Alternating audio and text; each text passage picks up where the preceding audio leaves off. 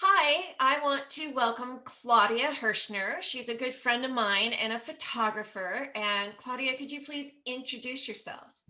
Yeah. So I'm Claudia. Hello. Last name Hershner. Yes. I mostly work out of Cincinnati, Ohio, although I travel for different projects as well. I work as a commercial photographer. So that means I work with businesses. I work with companies to produce different types of imagery, whether, it's product or it's lifestyle with models in environments or in studio settings or styled lifestyle environments.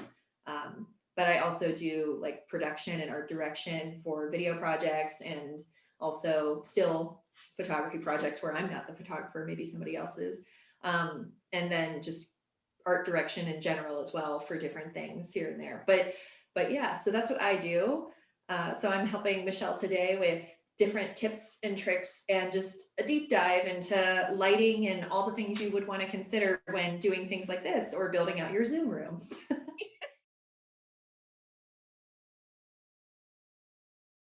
So, for normal people who aren't geeks like us, and they're stuck with lamps and things, Yeah. where should they put lamps? But yeah, I would suggest having your lamps probably placed right around what is this, 2 o'clock and 10 o'clock for me. Mhm. Just a little bit of 45 degrees in, you know. So yes, that's what I would do. Um, and that's kind of what I'm doing right now a little bit, except I've just put two together and made a really strong single front light source. But that would kind of cancel out certain shadows. The one thing you do want to be careful of is if you're using lamps, it might, when you use them and you spread them too far apart, sometimes it'll create this weird shadow pattern. And if they're hard enough, you'll get like a shadow over here and a shadow over here because they're hitting, at the same place. And so that's when I would probably suggest to actually bring them together. And if you can, like do some sort of shower curtain or like like window curtain overhead.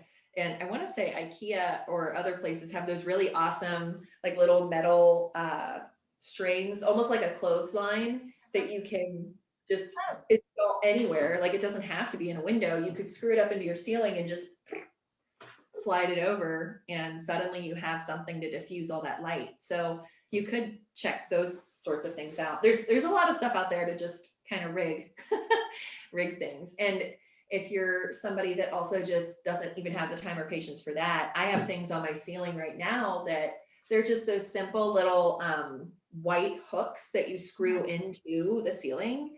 oh, And yeah, like you could even just, get a bed sheet or yeah, like get a white curtain that has the little rod like hook yeah. circles in them already, and you could just hang one on each side like that. They usually can support the weight. Um, that's pretty easy to install, like no fuss, no tools really. You just, screw those in. If your fabric's kind of heavy or you're worried about it being too heavy, or maybe you just want it to be really taut and you want it to stretch all the way across, I mean, you could, I guess, anchor them in if you wanted to, but it might not be necessary because usually the fabric you want it to be a certain degree of translucent. Like you don't want it to be so solid that you can't see through it. Right. So yeah, yeah. We usually in our business will say it's like a full stop, a half stop, a quarter stop, like of diffusion. And I think what I'm using right now, I want to say it's a half stop of diffusion. Yeah, that I think that's right. Yeah.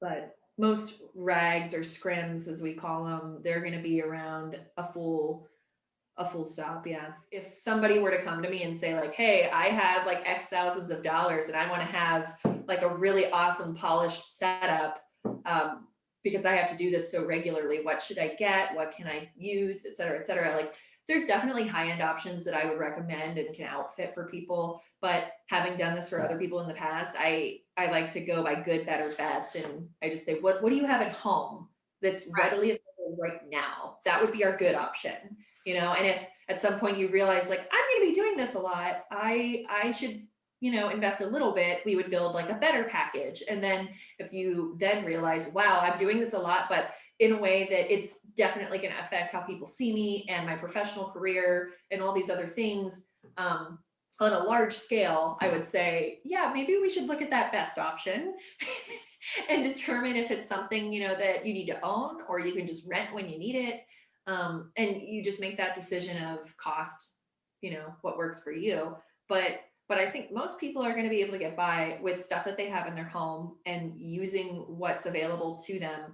Like I could have, in theory, used natural daylight today, but it ended up raining and being horribly overcast where I am today. So again, like that's a really good example of why I can't rely on those types of things all the time, because yeah, I have a deck, I have an area where I can get amazing natural light when the sun is out. Right.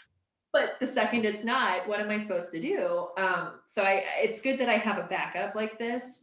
And knowing that I can go and rent these is nice, but also I'm in my garage right now, so I can isolate myself from everybody else pretty easily, and it's relatively soundproof.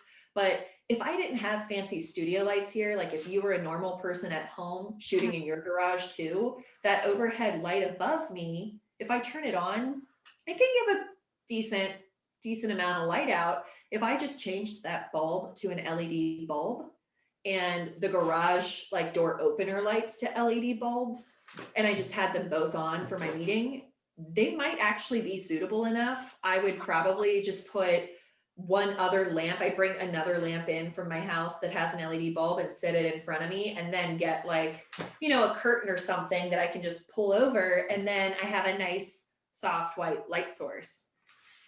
That's probably what I would suggest if I didn't have all this fancy studio stuff here.